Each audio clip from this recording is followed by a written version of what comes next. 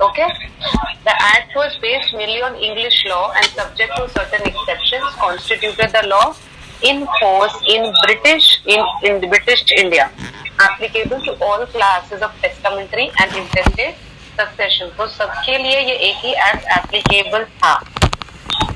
However, the exceptions were so extensive that all natives of India were excluded thereunder. मतलब उनका जो exceptions था उसमें आधे से ज्यादा लोग एक्सक्लूड हो जाते थे. तो nobody was ready to follow this. मतलब ये इसमें आ नहीं रहा था. Although it said it is applicable to all, पर फिर भी उसके exceptions में काफी सारे native Indians जो थे वो पीछे रह जा रहे थे. ठीक है. तो 1870 में हिंदू विल्स एक्ट पास हुआ. हिंदूज के लिए अलग हिंदू विल्स एक्ट पास हुआ. Thereafter, the act provided certain portions of Indian Succession Act would apply to all wills and codicils made by Hindus also. तो Indian Succession Act का थोड़ा पार्ट भी उसमें एप्लीकेबल था एंड अलग से हिंदू विल्स का that was a separate law, वो तो अलग चल ही रहा था. Later in 1881, the Probate and Administration Act was passed. ठीक है, was also made applicable to both Hindus and Muslim. एक और एक्ट बनाया जो हिंदू मुस्लिम दोनों को चलेगा. This was regarding probate जो कि जिसका रोल बिल बनाने के बाद में आता है. I will explain all in detail. ये सिर्फ छोटी सी हिस्ट्री है. ठीक है. So looking into everything, likewise the Parsi Intestate Act, Succession Act 1865 made provisions for succession in case of Parsi. ठीक है. The present act, that is Indian Succession Act 1925, consolidated the earlier act of 1865, the Hindu Wills Act, Probate Administration and also the Parsi Succession Act. इन सबको मिला के जो present act है Indian Succession Act, ये उसको मिला के सबको एक act then बनाया गया. As in the amendments were made thereafter. The act remains same, पर उसमें amendment करके उसका year 1925 हो गया thereafter. The preamble to the act indicates that the act is intended to consolidate the law applicable to intestate and testamentary succession. जो intestate है यानी जो अपनी wills बना के नहीं जाते हैं लोग, और testamentary की उनके बाद सक्सेशन में किसको किसको प्रॉपर्टी मिलनी चाहिए. सो उन दोनों को मिला के ये एक्ट बनाया गया है. To a great extent it embodies the rules of English law. As regards matter not covered by this act, Hindus are governed by Hindu succession act and Mohammedans by their personal laws. तो even after making this, बार बार तो आते ही है ना लोगों को, ये नहीं मानना फिर वो नहीं मानना. So thereafter it was decided कि Hindu will be governed by Hindu Succession Act, ठीक है, and Muslims by their personal law.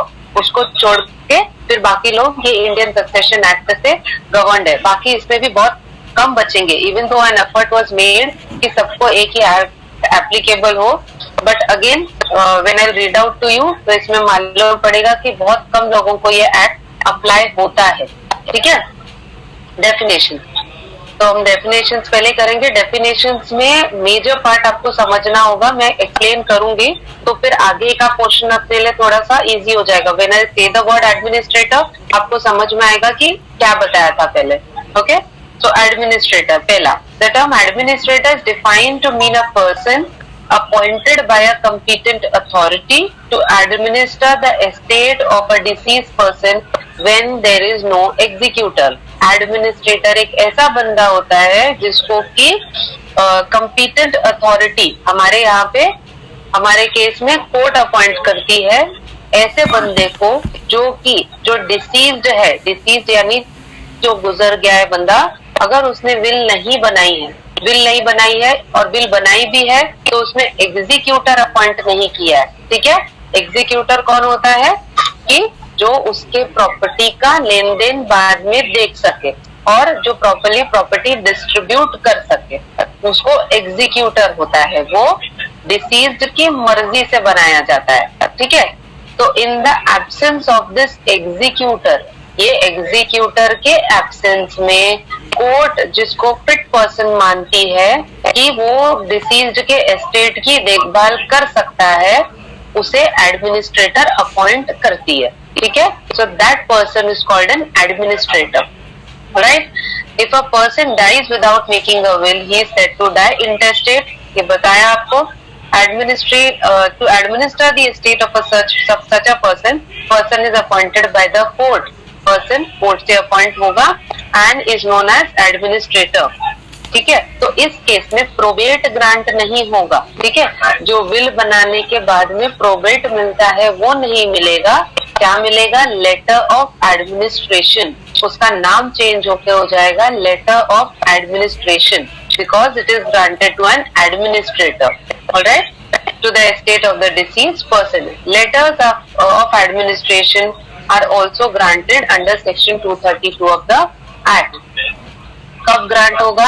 उसकी condition, if a person dies leaving a will with no executor has been appointed under the will. Will बनाया पर उसमें executor appoint करना रह गया। Executor appoint by the will, यानी जिस executor को अपॉइंट किया था वो लीगली इनकेपेबल है, ठीक है।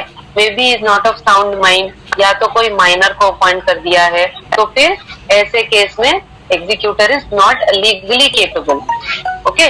If the executor appointed refuses to act as the executor, will बनाने के टाइम पे लिख दिया कि मेरा पड़ोसी मेरा एग्जीक्यूटर रहेगा, but the executor does not want to act as an executor, he would say I don't want to इनके अफेयर्स में मुझे नहीं पढ़ना है, और अ फ्रेंड और somebody, तो इस केस में भी एडमिनिस्ट्रेटर अपॉइंट करना पड़ेगा। If the executor has died before the testator death, यानी जिसको एग्जीक्यूटर अपॉइंट किया था विल में, वो टेस्टेटर के भी पहले गुजर गया, विल बनाने वाले बंदे के पहले ही वो गुजर गया है, तो naturally administrator has to be appointed, right. It may also be noted that section 211 of the Act, the executor or the administrator of the deceased person is his legal representative for all purposes.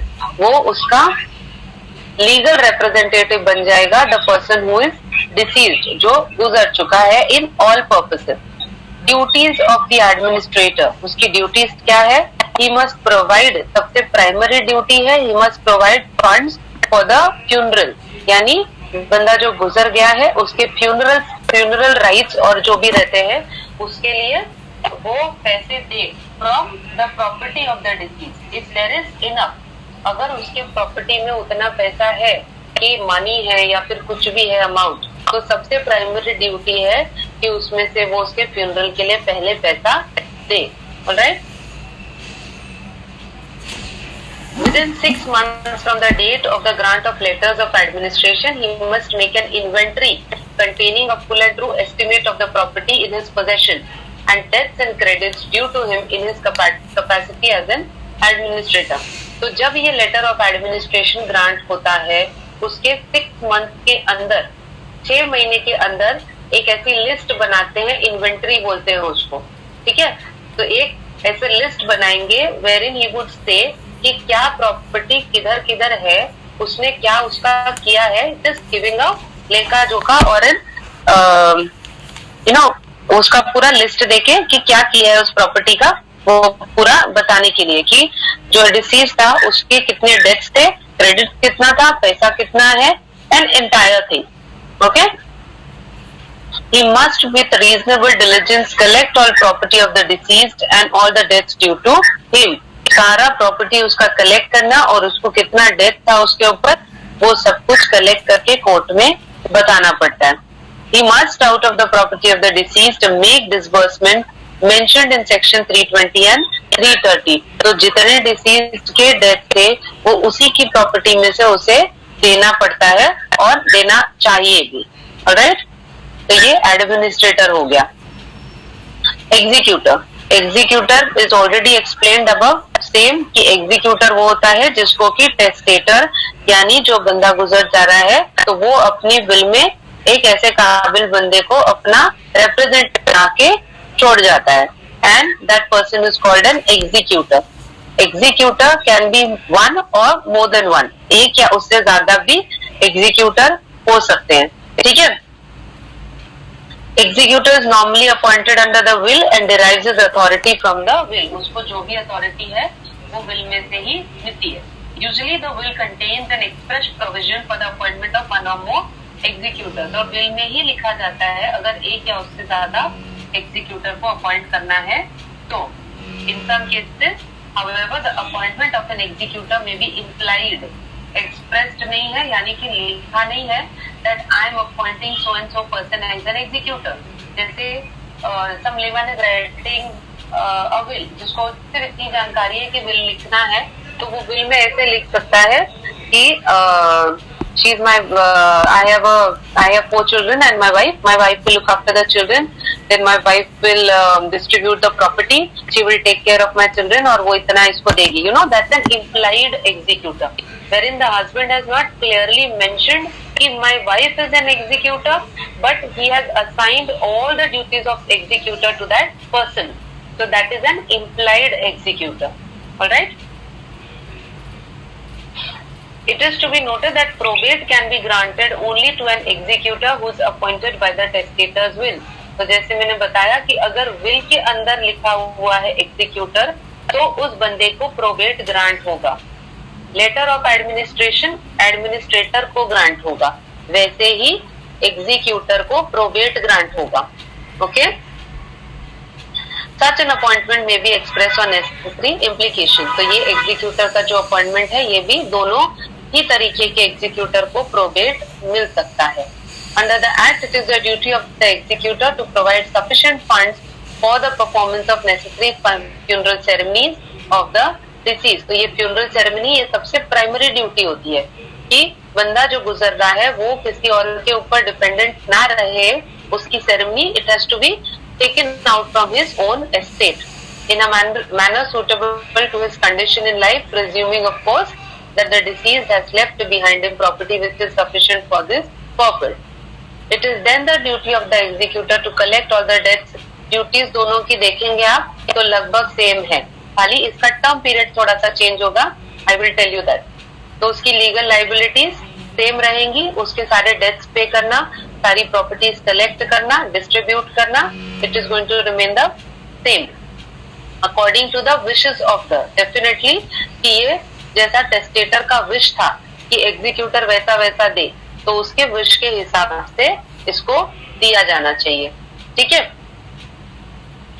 With in a year from the grant of probate of the court, हमने ये पढ़ा था administrator में कि within 6 months from the date of letter of administration, whereas in probate it is within 1 year of the date of probate. ठीक है. Why? Because letter of administration एक unknown person को भी दिया जा सकता है और अदर जिसको कि टेस्टेटर का विल नहीं था बनाने का उसको भी कोर्ट दे सकती है. इसीलिए only 6 months time period is given so that उसके विद इन 6 months ही वो उसका कोर्ट को उसकी पूरी लिस्ट और inventory they they. Whereas in probate it is properly and clearly mentioned by the testator कि किसको किसको इसको बांटना है, मतलब उसकी ड्यूटीज इज ऑलरेडी असाइंड. ठीक है. तो in that case 1 year time period is given कि वो सारे डेट्स को क्लियर कर सकता है, उसमें जिसको जिसको जो प्रॉपर्टी असाइन करना लिखा है विल में वो दे सकता है. And his work is to be completed as per the testator's will. तो उसको 1 साल का टाइम मिलता है. ठीक है. Okay.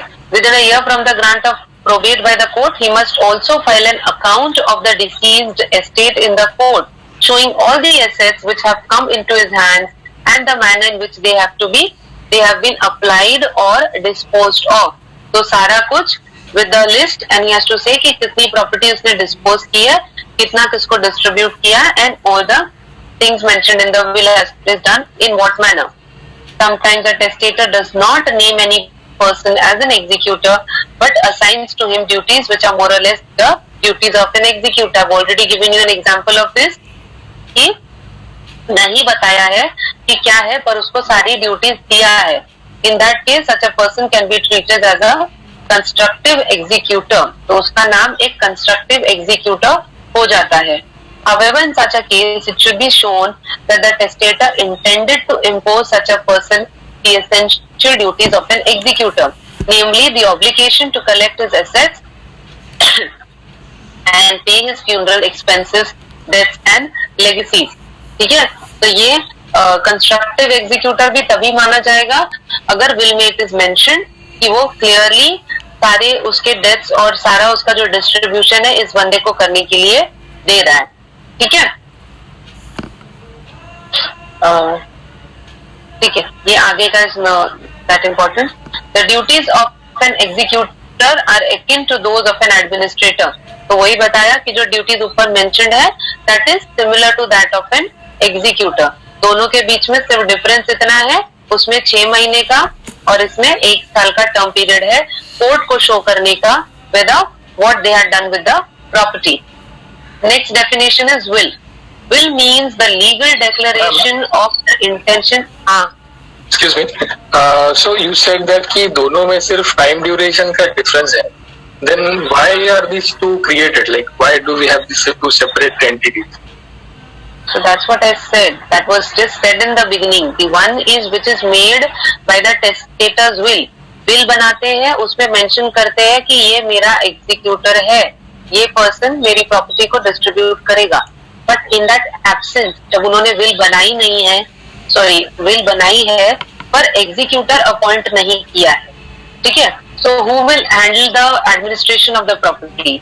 Then it is to be done in court. Court decide करेगा from among the relatives and friends कि किसको ये अथॉरिटी दी जानी चाहिए. And once it is done by the court the person is named as an administrator. When it is already given by the testator that is named as an executor. Okay, yes yes, thank you ma'am. Clear? Okay, yes ma'am, yes. Will ma'am या the conclusion. Ma'am वही उनका ही question continue करके ही मतलब मुझे ऐसा लगा ये ask कि why 6 months, why the difference of 6 months and 1 year? I already explained this because that person, वो जो 6 months का है टाइम पीरियड, वो इसीलिए दिया जाता है because that person is doing something, a job assigned by the court. ठीक है, वो कोर्ट का असाइंड जॉब कर रहा है, not the testator's will. Testator के विल के हिसाब से काम नहीं कर रहा है, he is only doing it as per the court's instructions. तो कोर्ट नीड्स अ टाइम, जल्दी वाला time, so that court can keep an eye whether the person he has appointed should not misappropriate his authority.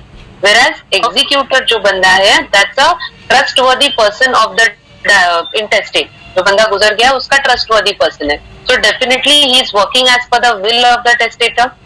So that person can जो भी property का करना है it's written down in the will. You know this person, ये मेरे बड़े लड़के को इतना दो, छोटे को इतना दो, तीसरे को कुछ मत दो, and you know मेरे debts clear करो. He already has an authority. It's just to be shown in the court. So उसको डील करने के लिए he might take a year. It has to be done within a year. It's not compulsorily said कि मतलब 1 साल के बाद ही तुम आओ. If the things are done before that, he can come before that and show the same in the court whether how the property has been dealt with as per the testator's will. अभी clear है? Yes. Okay. ठीक है, तो will क्या है? Will is the legal declaration of the intention of the testator with respect to his property. मतलब उसका intention which he desires whether where his property should go, he notes it down and that is called a will. ठीक है, and ये will it takes effect only after the death of the testator. यानी वो गुजर जाने के बाद ही इसका इफेक्ट आएगा, not before that. Alright? Codicil. Codicil means an instrument made in relation to a will. जो will बनाया है उसी को रिलेटेड एक सप्लीमेंट रहता है. ठीक है, तो विल के अंदर, ओरिजिनल विल के अंदर कुछ भी एडिशन, ऑल्टरेशन और सब्ट्रैक्शन कुछ भी हो तो ये सब कुछ वो कोडिसिल में लिखा जाएगा. Maybe like the testator has made a will some 10 years ago. Now he wants to make changes in that will. He has already registered that will, or he doesn't want to make a fresh one. Only he wants certain changes in it. तो पूरा change करने की बजाय he will only attach a codicil to that will. That in furtherance of my will, I am making a codicil which would state as under. तो कुछ भी addition करना है कि उसकी प्रॉपर्टी अब इंक्रीज हो गई है, या तो फिर he can add in that. He wants to subtract certain, he has sold certain of his property, he can do in that. ठीक है, और या तो बच्चे और हो गए हैं तो ही वुड मेंशन कि अभी इसको भी मिलना चाहिए, और एनी अदर केस. ठीक है. सो कोडेसिल बेसिकली इज अ सप्लीमेंट्री. हाँ, is it like an addendum? like an your voice not clear. Addendum. Addendum. Yeah. Where do you use this phrase? It's not a, I mean, I have not come across this. I'm sorry. So contracts होते हैं, contracts के अंदर if you do some minor changes, then you Yes. attach this in addendum. Yeah, it is similar to that then. But it will have a same effect as it has as the will is having. ठीक है. तो when the will is Anurag? disclosed, दोनों को ही देखा जाएगा साथ में. हाँ. Yes, anyone else Anurag? has to say something? Just to add to Anurag's statement, it is also called as corrigatum. Corrigatum it is also called corrigatum. Yep. Fair. Two new terms, addendum and corrigatum. यहाँ पर ये कुछ मत लिखना, यहाँ पे उसको कोडेसिल ही लिखना. ठीक है. Any other thing which is written, you'll get it wrong. Yes, ma'am. Yeah. So it's just a supplement to a will. I've already explained this part.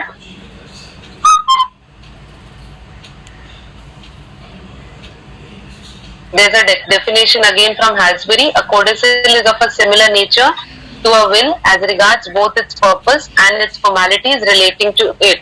But in general, it is supplemental to and considered as annexed to, joined to a will previously made, being executed for the purpose of adding to, varying or revoking the provisions of that will. Thus, a person who has made a will containing 10 clauses may on a later date wish to change one of the clauses. In such a case, it would of course be open to him to make a fresh will with the altered clause. Alternatively, he may make the codicil to alter the clause in question and clarify that the other 9 clauses stand unaltered. यानी वो fresh भी बना सकता है will. The options are open to him and he can also make a codicil. But when he is making a codicil, this thing is to be particularly mentioned that जिस clause में change है या कुछ addition है, apart from that the other clauses remain intact and उसमें कोई भी change नहीं होगा. ठीक है. This has to be mentioned in the codicil. Otherwise people would say कि ये जो नया supplement है that is only a fresh one और पहला वाला is not there. तो वैसा नहीं है. You have to mention this clause. Likewise, the testator has made a will containing. Okay, I just read this. The same thing has been just mentioned and explained again. At one time, it was thought in England that since a codicil is a part of will, it's true if the will was revoked. However, this is not the position today, and it has been held that the revocation of a will does not ipso facto revoke the codicil. तो ये भी जरूरी नहीं है कि अगर will revoke हो चुका है तो कोडेसिल भी रिवोक होगा. मतलब अगर उसने लिख दिया है sometimes later that my so and so will stands revoked, तो फिर वो विल ही रिवोक हुई है. उसका जो तब बनाया गया या sometimes in between कोडेसिल बनाया गया था वो रिवोक नहीं होगा unless until it is clearly mentioned. ठीक है. Many a times people make will like थोड़ा थोड़ा टाइम में बनाते रहते हैं. तो बोलेंगे कि पहला वाला जो विल था उसको that has been revoked and cancelled. Now I'm making a fresh will on this day. Maybe in between he has made a codicil. So not necessary कि वो जो extra codicil बनाया गया था that is also been revoked. उसका maybe उसका जो importance है that still remains intact, same as ever. Alright? Appendix में आपको कोडेसिल का स्पेसिमेन दिया है. You all can refer that. Next is district जज. डिस्ट्रिक्ट जज मीन्स द जज of a principal civil court of original jurisdiction.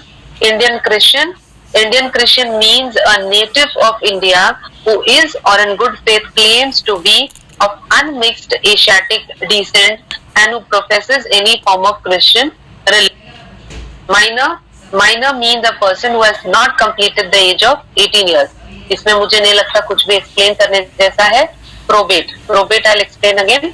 Probate means the copy of a will certified under the seal of a court of competent jurisdiction with a grant of administration to the estate of the testator. तो probate क्या होता है कि जो आपकी will है deceased की, वो will उसके साथ में कोर्ट का एक order all together has been certified by the court.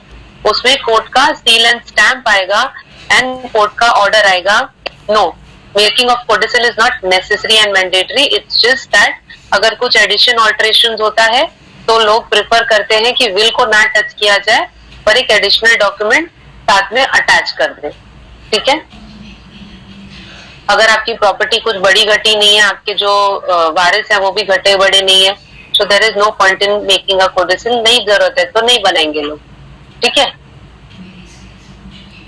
And probate वापस से रिपीट कर देती हूँ. यस मैम, अगर विल रजिस्टर्ड हुई है तो वो कोडिसिल भी रजिस्टर्ड होना जरूरी है और it will just go along with it? No, first of all will is not a registrable compulsory registrable document. Will कोई भी जरूरत नहीं है कि रजिस्टर हो ही, तो इसीलिए कोडिसिल भी it's not necessary that it should be registered. None of the documents is being registered. I'll complete the definitions part. तो इसीलिए it's just one page. अगर टाइम खत्म होता है तो इंक्रीज करना. तो प्रोबेट, I'm sorry. तो प्रोबेट क्या होता है कि जो विल की कॉपी है, ओरिजिनल विल की कॉपी है, that is being certified by the court. ठीक है, with a grant of administration, यानी कि अगेन जिसको एग्जीक्यूटर को या एडमिनिस्ट्रेटर को जिसको भी अपॉइंट किया गया है एंड उसके अंदर ऑर्डर पास होता है एंड कोर्ट का सील और स्टैम्प लगता है. Thus, a probate is a document issued under the seal of the court and under the signature of proper officials, such as the district judge or registrar of the court, certifying that the original will was proved. तो ये probate इतना आसान नहीं होता है मिलना, तो it has to be proved. The will has to be proved in the court.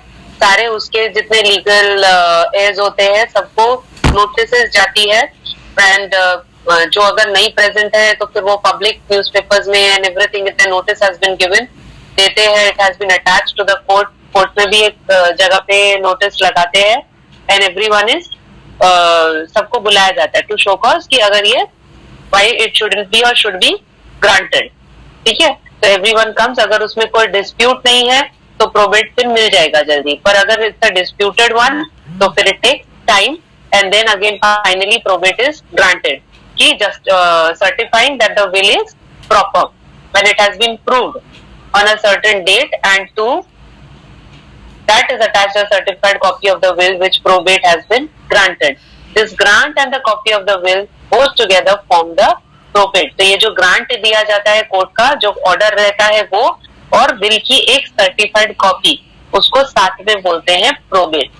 ठीक है, however near a copy of the grant without the copy of the will annexed is not a probate. यानी इस दोनों का ही, underline this part, that both is necessary if asked for a probate. तो ये mention करना जरूरी है what it constitutes. अगर ये मेंशन किया that it's only a grant given by the court तो रॉन्ग मिलेगा.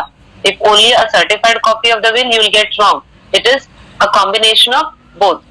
ठीक है, the legal effect of the grant of probate is that it conclusively establishes the legal character of the person to whom it is granted. तो legally उसको powers मिल जाते हैं उसको will को डील करने के लिए. Moreover, it is also conclusive evidence of the testamentary capacity of the testator. यानी जो testator था, he has all the capacity to make a will. will बनाने की उसकी capacity का जो question है, that is being sorted once the will is proved. Okay? As stated above, the appointment of the executor may be express or implied. So again, ये executor का जो point है वो it's already been discussed.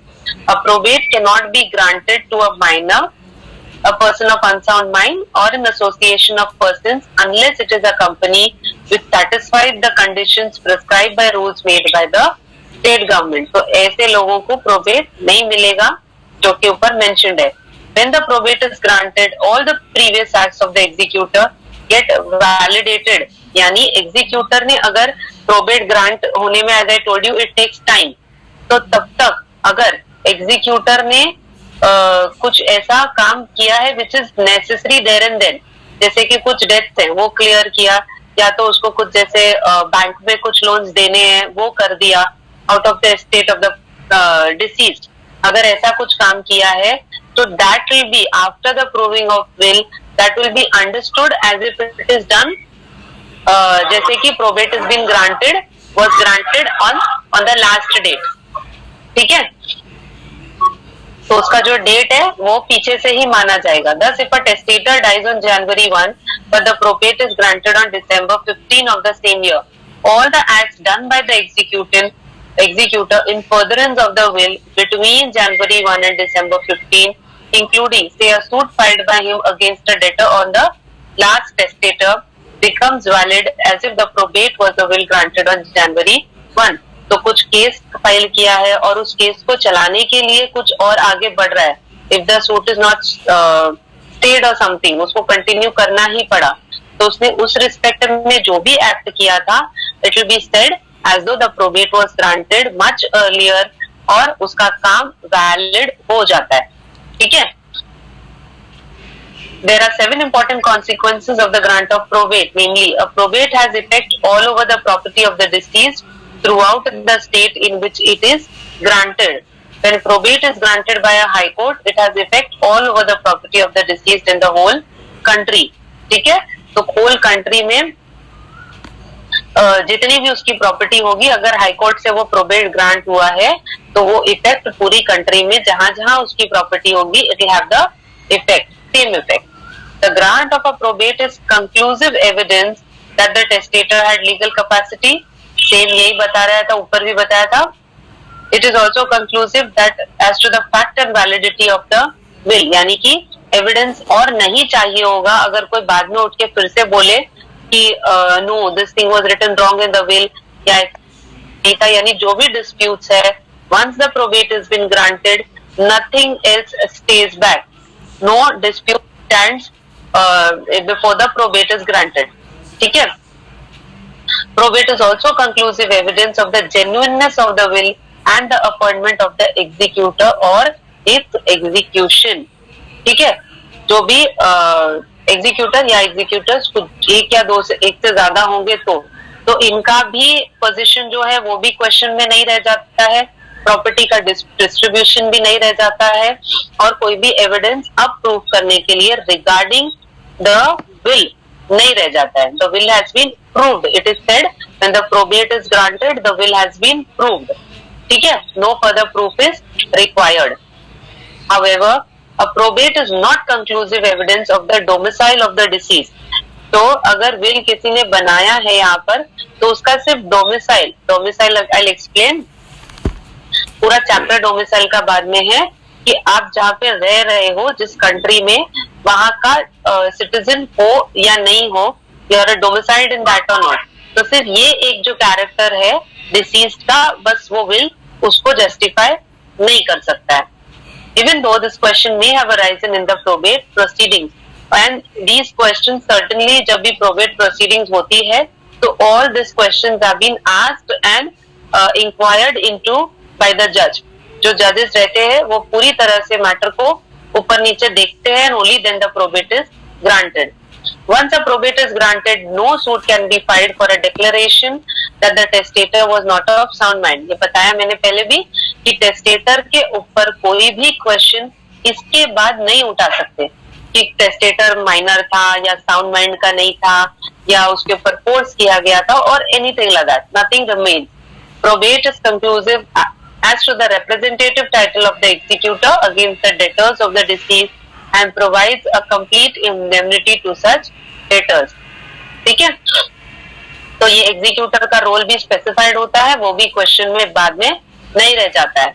When several executors are appointed by the will, probate may be granted to all of them simultaneously or at different times. यानी अगर will में लिखा है एक से ज्यादा executor, one person is appointed to manage the property, the other like certain portion of the property, दूसरा executor दूसरे प्रॉपर्टी को, तो कोर्ट विल मेक श्योर कि एक बार में एक बंदे को परमिशन मिले, प्रोबेट ग्रांट हो उसका पार्ट ऑफ रोल प्ले करने के लिए। ठीक है, Thus, if A and B are executors of a will, probate may be granted to A and B at the same time, or to A first and then to B, or to B first and then to A. That depends upon कि court को कैसा ठीक लगता है वैसा, साथ में भी दे सकते हैं और अलग अलग भी उसको रोल असाइन कर सकते हैं. So they can be one probate or in the same matter one से ज्यादा.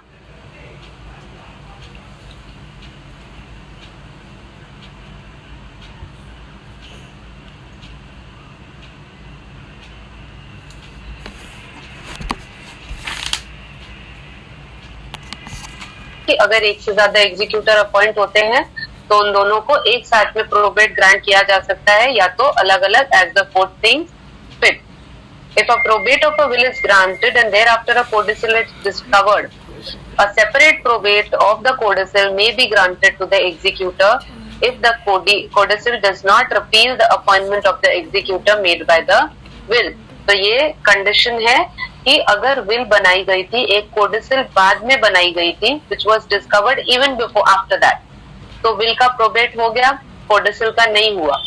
ठीक है, तो कोर्ट उस रिस्पेक्ट में कोडिसिल भी ग्रांट कर सकती है, प्रोबेट ग्रांट कर सकती है कोडिसिल के लिए to the same executor, unless until it is mentioned clearly कि कोडिसिल के लिए कोई दूसरा एग्जीक्यूटर है. ठीक है, तो अगर ये स्पेसिफिकली मेंशन्ड नहीं है तो सेम पर्सन को अथॉरिटी वापस ग्रांट की जा सकती है. If, however, a different executor is appointed by the codicil, the probate will be granted. Will grant earlier is to be revoked, and a new probate is to be granted of the will and codicil together. अगर codicil में ये mentioned है, which is a document made after the will, उस date के बाद में बनाई गई है, and codicil में ये mentioned है कि will में बनाया हुआ executor is no longer standing as an executor, और कोर्ट ने उसी बंदे को प्रोबेट ग्रांट किया है, तो वो प्रोबेट भी कैंसिल हो जाएगा. That will also stand revoked and a new probate will be granted to the new executor then.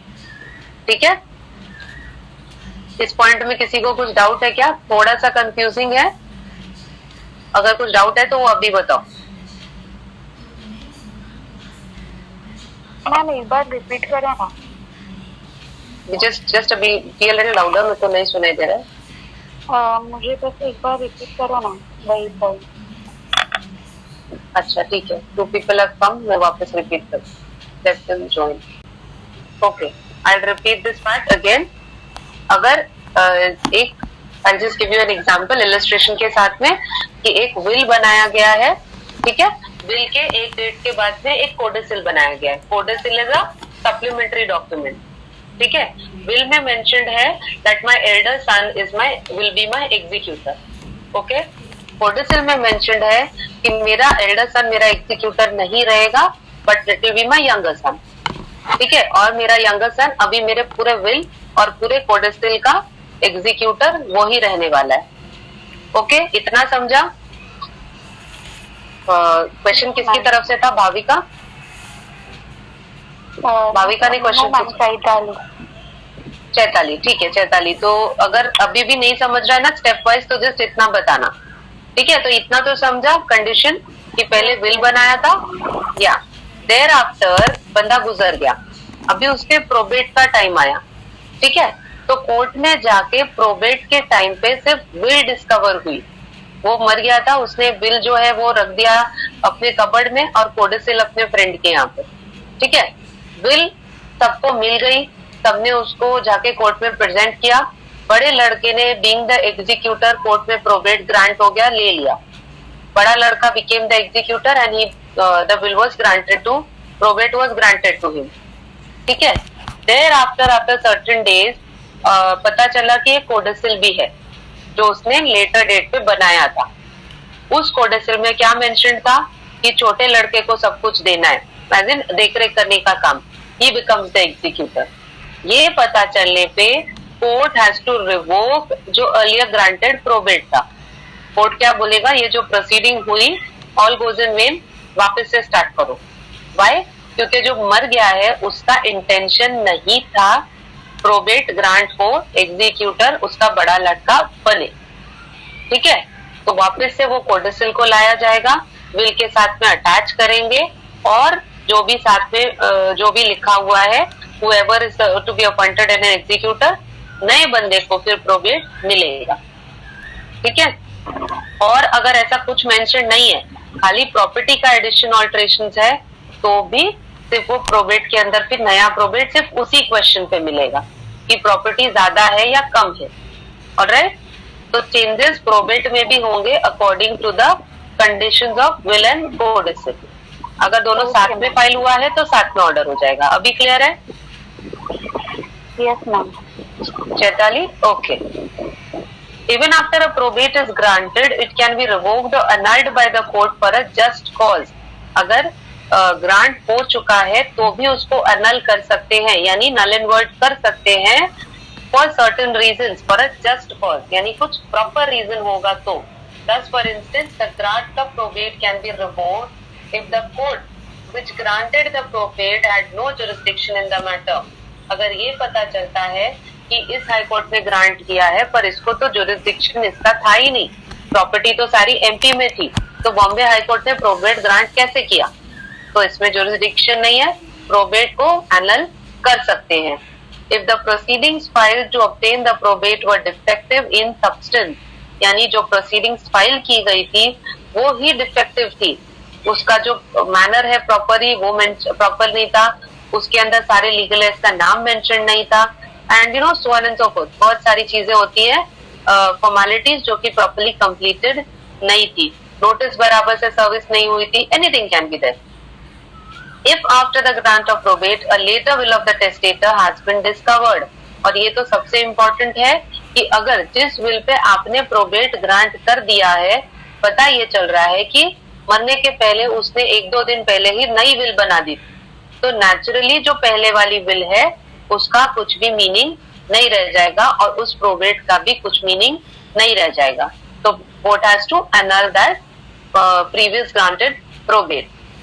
Alright, state includes any division. हाँ मैम, प्रोबेट ग्रांट होने के बाद, हाँ बोलो। प्रोबेट ग्रांट होने के बाद ये जो नया जो पुराना बना के रखा था कोडिसिल, उसको डिस्कवर होने के बीच में कोई टाइम फ्रेम स्पेसिफाइड है कि प्रोबेट ग्रांट किया 1 महीने, आज ग्रांट किया और 1 साल बाद मैं कोडिसिल लेके आता हूँ तो भी मेरा अप्रूव रहेगा वो चीज? आपको जब डिस्कवर हो रहा है, आप कैसे ये बोल सकते हो कि आपको मतलब वो 2 दिन के अंदर ही मिलने वाली है चीज? It can take a year, it can be 2। हाँ, प्रॉपर्टी का डिस्ट्रीब्यूशन अगर हो गया और उसका कुछ भला भला हो चुका है, then even the court cannot do something about it.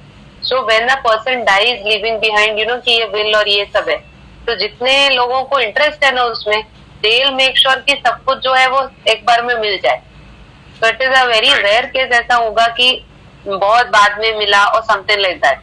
ठीक है, तो वो तो what can the court do? उसको खाली जितना हो चुका है मेस उसको क्लियर कर सकते हैं, ऑर्डर वापस से ठीक कर सकते हैं। बिकॉज इसके अंदर ये जो प्रोबेट भी होता है ना, आपको ये लगता है कि आज फाइल किया और कल मिल जाएगा, ऐसा नहीं है। उसको ऑर्डर को मिलने में ही 1 साल जाता है। It almost takes a year और more than that. So that is enough time for any person to search, अगर कुछ भी नया है उसके पास तो दिखाने के लिए। बिकॉज सारे उसकी व्हेन यू नो ऐसा कोर्ट में केस फाइल हो रहा है तो यू थिंक कि खाली वो घर में बात रह जाएगी। No, everyone knows about it because the notice also has been served to every individual जो भी उसका लीगल एयर है पता। ठीक है, तो उसके घर में उसके लीगल एयर्स को सबको ये मालूम है। तो किसी को अगर ये मालूम भी होगा कि नया विल बना है, it will definitely come up between the proceeding. So there are high chances कि कुछ नहीं हो और there is some lost and found will which is found later on होगा, तो court deals with it accordingly. Okay ma'am, thank you. Okay, या State includes any division of India having a court of the last resort. Exempted person, the person exempted by the government from the operation of certain provisions of the Act. From time to time, the government issues notification exempting certain classes of persons from the operation of Indian Succession Act. Example, the Khasias and Sintengs of Assam, and the Panj of Bihar and Orissa, and the native Christians of Coorg. तो इन लोगों को exempt किया गया है from acting in this as per this act. ठीक है, ये सारी चीजें और पता चलेंगी कि किसको किसको एप्लीकेबल है किसको नहीं. You will come to know all when the chapter आगे बढ़ेगा वैसे. तो आज डेफिनेशन पे क्लोज करते हैं. तो tomorrow will go to domicile.